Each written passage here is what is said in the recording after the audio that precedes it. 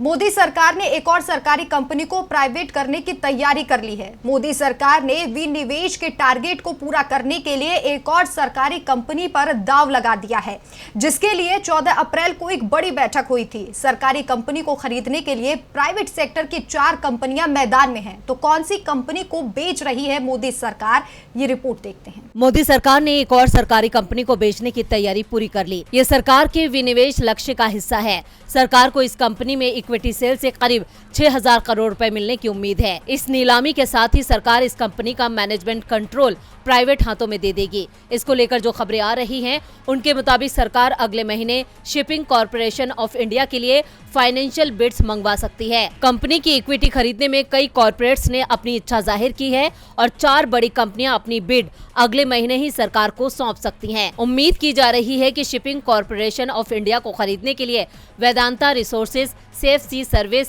JM Baxi और Megha engineering शामिल है।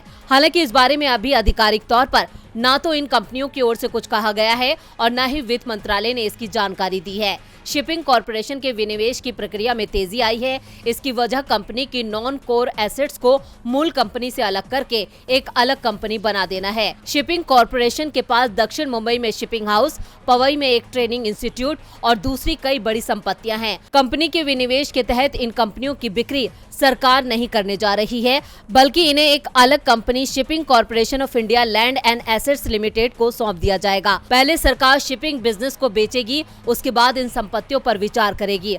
सरकार शिपिंग कॉर्पोरेशन ऑफ इंडिया में 63.75% हिस्सेदारी को बेचेगी। इसी के साथ मैनेजमेंट कंट्रोल भी प्राइवेट कंपनी को ट्रांसफर हो जाएगा। कंपनी के बाकी बचे शेयर्स को स्टॉक मार्केट में लिस्ट कराया जाएगा। DB Live की रिपोर्ट।